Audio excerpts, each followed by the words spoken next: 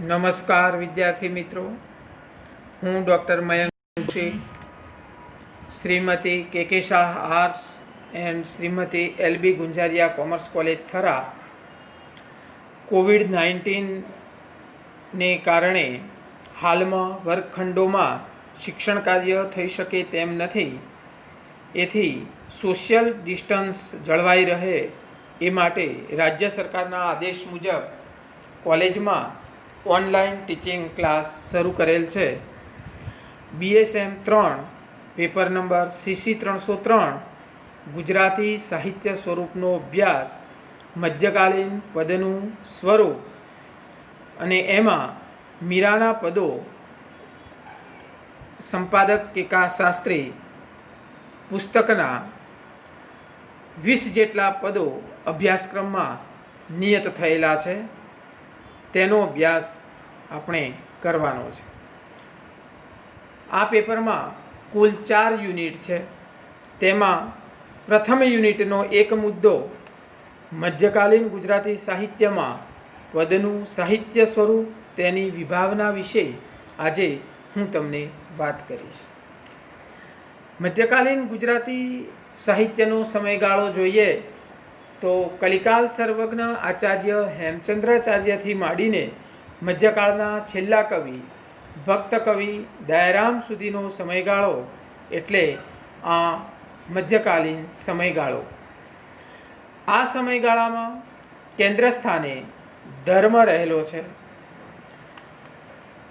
આ સમય એ ધૂંધળો હતો, અશાંતિ ફેલાયેલી હતી અને ચારે બાજુ એનો સઘળો વ્યાપ હતો. આવા સમયે જૈન અને જૈનેતર કવિઓએ મધ્યકાળમાં ઉત્તમ સાહિત્યની રચના કરીને એક સાહિત્યનું નૈતિક બળ ટકાવી રાખવાનું કામ કરેલું. આ સમયગાળામાં જે સાહિત્ય સ્વરૂપો રચાયા તે પદ્ય અને ગદ્ય, પરંતુ ગદ્ય નહિવત રીતે ખેડાયું, પદ્યનો પ્રસાર વધુ વિસ્તર્યો. આમે મધ્યકાળના કેન્દ્ર સ્થાને ધર્મ રહેલો છે. મધ્યકાળમાં જે સાહિત્ય સ્વરૂપો રચાયા જેવા કે ફાગુ, રાસા, પ્રબંધ, આખ્યાન, પદ, પદ્યવાર્તા, ગરબોગરબી, મુક્તક વગેરે, એ બધામાં પદ એ મધ્યકાલીન સાહિત્યનું એક લઘુ કાવ્ય સ્વરૂપ છે. ઉર્મી કાવ્યનો એક પેટા પ્રકાર છે. મધ્યકાળના આદિકવિ નરસિંહથી માંડીને મીરા, ભાલણ અને છેક બંસી બોલના કવિ દયારામ સુધીના કવિઓએ પદોની રચનાઓ કરેલી છે. નરસિંહ, મીરા, દયારામના ઉત્તમ પદો ઉર્મી કવિતાથી ભરેલા દ્રષ્ટાંતો છે. મોટે ભાગે કવિ ગોપી ભાવે પોતાના હૃદયના અંગત એવા પ્રભુ પ્રેમને ભક્તિના ભાવરૂપે એ અનુભૂતિ પ્રગટ કરાવે છે. પદ મૂળ સંસ્કૃત શબ્દ છે. તેનો ઉપયોગ ચરણના અર્થમાં થાય છે. એટલે પદમાંથી ચરણ અને ચરણમાંથી કડી અને છેલ્લે કડીઓનો સમૂહ એવો થાય છે. આમ મધ્યકાળના જાણીતા વિવેચકો એમાં ડોલરરાય માકડ પણ કહે છે કે પદ શબ્દ કડીના અર્થમાં પણ વપરાય છે. પદનો અર્થ વિસ્તાર ચરણમાંથી કડી થયો અને પછી કડીમાંથી કડી સમૂહ થયો એવું લાગે છે. તો એમના મત પ્રમાણે જોઈએ તો પદ એ લઘુકાવ્યનો જ એક પ્રકાર છે. એને આપણે ગેય કાવ્ય તરીકે કહી શકીએ છીએ. 3-4 પંક્તિથી માંડીને લાંબી રચનાઓ પણ આ પદોમાં જોવા મળે છે. પદ ટૂંકમાં કહીએ તો મુક્તક કરતાં મોટું અને આખ્યાન કરતાં નાનું, આમ મુક્તક અને આખ્યાનની વચ્ચે રહેલું સાહિત્ય સ્વરૂપ છે. કેકા શાસ્ત્રી પણ પદ વિશે કહે છે, લાંબા છે તે કડવા અને ટૂંકા છે તે પદ. નરસિંહ, મીરા અને દયારામના પદોમાં આપણને એક ઉર્મી કાવ્યની ઝલક મળે છે. ગોપીભાવે પોતાના હૃદયના પ્રેમને ઉત્કટ ભાવે તેઓ પદમાં અભિવ્યક્તિ કરે છે અને આપણને તે સ્પર્શી જાય છે. પદોના ઢાળ અને ભાષામાં લોકબાની અને લોકગીતની લઢણ પણ રહેલી છે.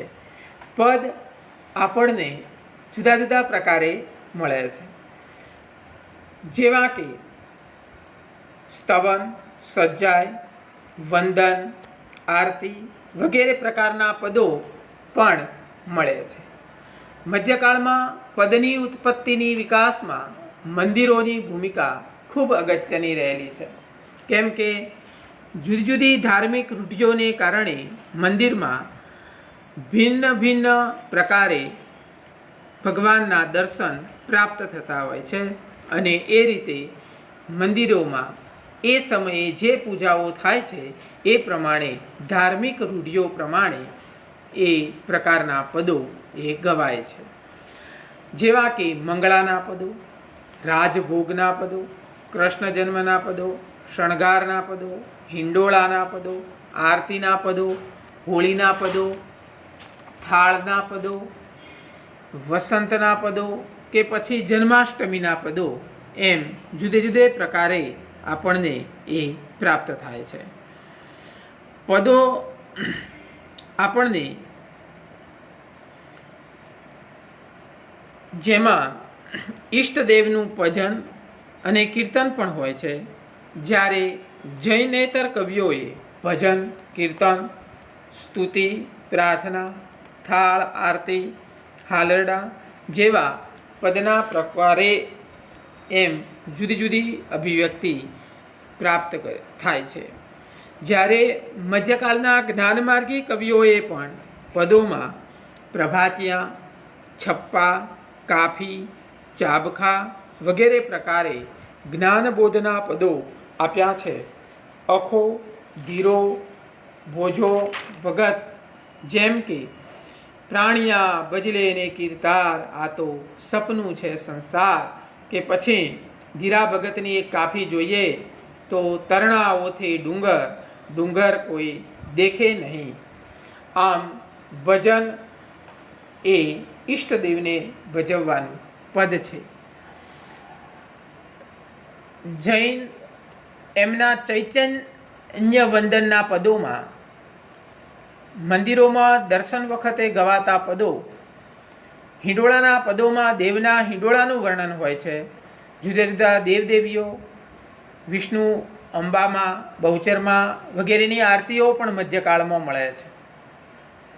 મધ્યકાળની સ્ત્રી કવિત્રીઓ હાલરડા કે મહાવીર સ્વામીનું હાલરિયું કે કૃષ્ણબાઈએ કૃષ્ણનું હાલરડું એવા નામે પણ પ્રસિદ્ધ રચનાઓ આપેલી છે.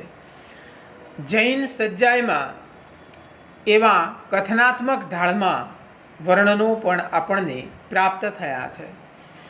પ્રાતઃકાળ માટેના ઉપદેશાત્મક પદોમાં જીવ અને પરમાત્મા વચ્ચેનું સંબંધનું વર્ણન આપણને પ્રાપ્ત થાય છે. એક ઉદાહરણ નરસિંહનું લઈએ. નિરખને ગગનમાં કોણ ગુમી રહ્યો, તેજ હું શબ્દ બોલે, કે પછી જાગીને જોઉં તો જગત દિશે નહીં, ઊંઘમાં અટપટા ભોગ પાસે. તો આવા ઝૂલણા છંદમાં આ પ્રકારના પ્રભાતિયા આપણને મળ્યા. કે પછી પ્રીતમનું એક પદ લઈએ. હરિનો માર્ગ છે સુરાનો, નહીં કાયરનું કામ જોને. તો આવા કેટલાક પદોમાં નાટ્યાત્મકતા પણ આવે છે. ભોજા ભગતનું કાચબા કાચબીનું ભજન, કે પછી નરસિંહ મહેતાની હુંડી, તો આ પ્રકારના પદો આપણને એ પ્રાપ્ત થયા છે.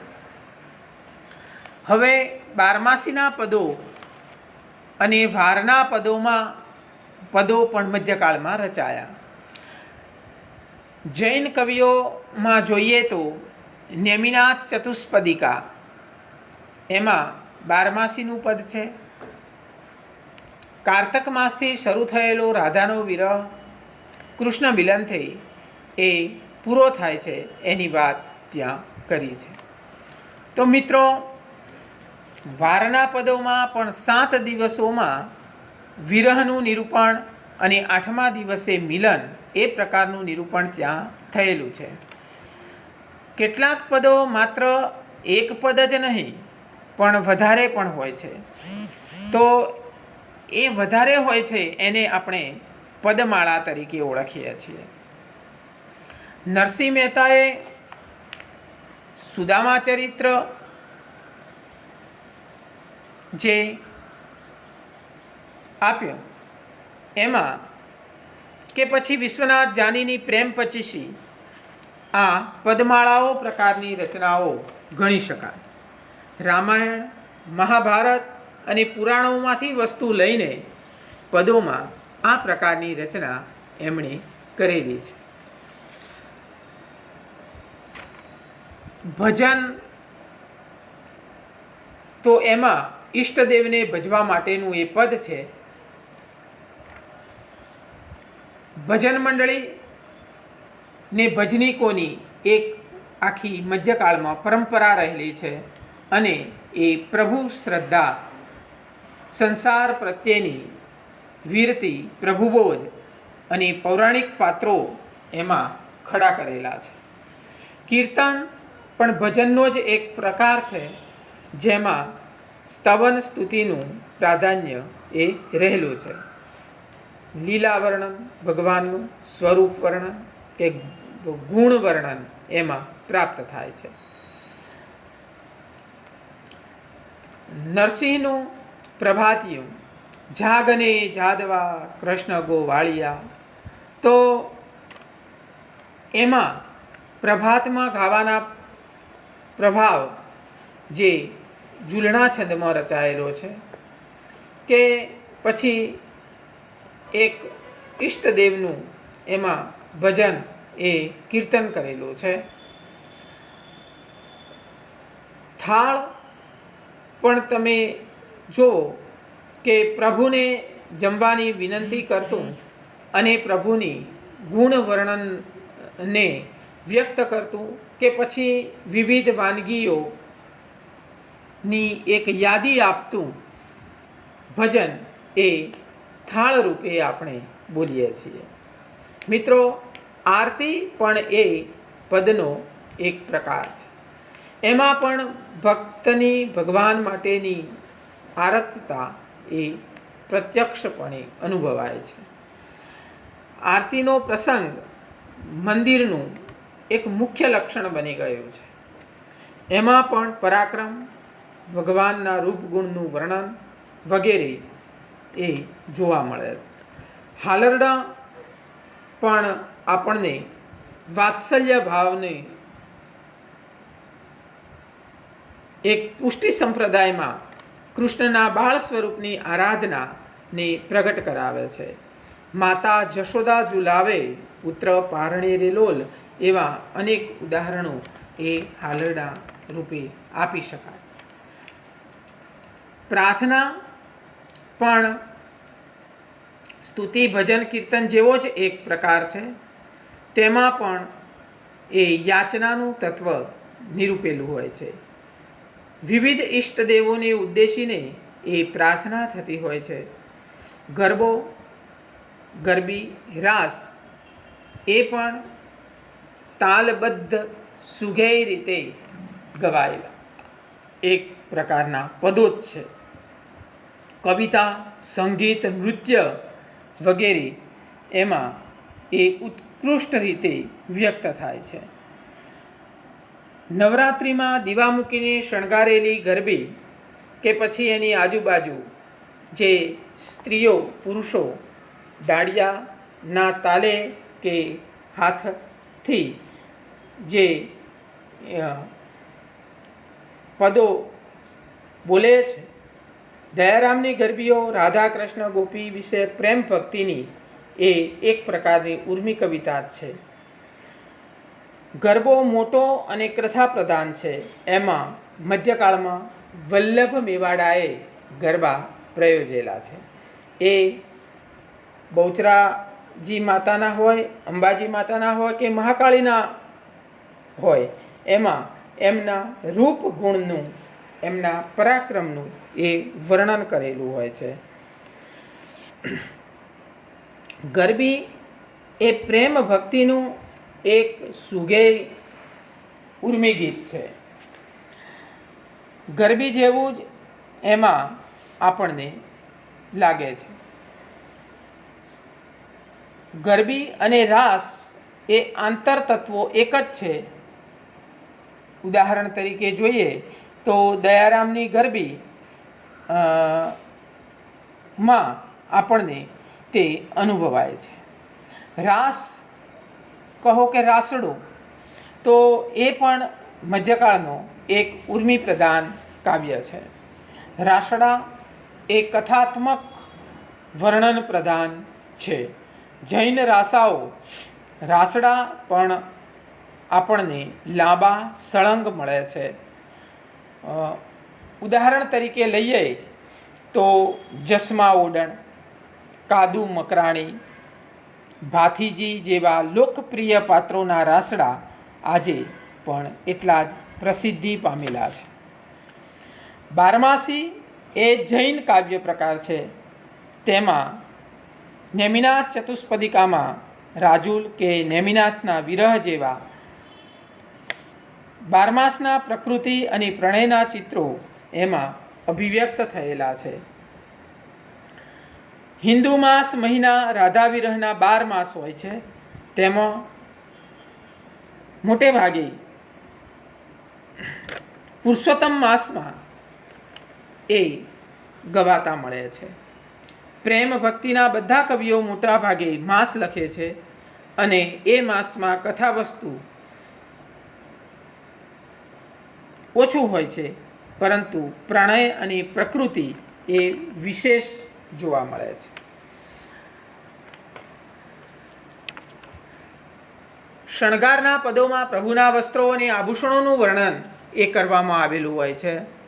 તો રાજભોગના પદોમાં પ્રભુને ધરાવતી જે ભોજન સામગ્રીનું વર્ણન આપણે આગળ કહ્યું એ પ્રમાણે મળે છે. નેમિનાથ ચતુષ્પદિકા એ બારમાસીનું પદ છે. કેટલાક પદોમાં માત્ર એક પદ જ નહીં પણ વધારે પદો હોય છે. આવી રચનાઓની પદમાળા તરીકે આપણે આગળ જે વાત કરી એ પ્રમાણે જોયું. મધ્યકાલીન સાહિત્યમાં વિકાસ પામેલ પદ આમ ખૂબ જ ઉત્કૃષ્ટ રીતે ખેડાયેલું લઘુકાવ્યનો એક પ્રકાર છે. આખ્યાન કરતાં નાનું છે. ઉર્મી તત્વનું એમાં વિશેષ નિરૂપણ થયેલું હોવાથી ઉર્મી કાવ્યનો એક પેટા પ્રકાર પણ પદ તરીકે ઓળખાય છે. આમ શાંત રસ, શૃંગાર રસ, વીર રસમાં આ પદો આપણને પ્રાપ્ત થયા છે. આમ પદ એ મધ્યકાળનું ઉત્કૃષ્ટ રીતે ખેડાયેલું ગેય કાવ્ય સ્વરૂપ રહ્યું છે.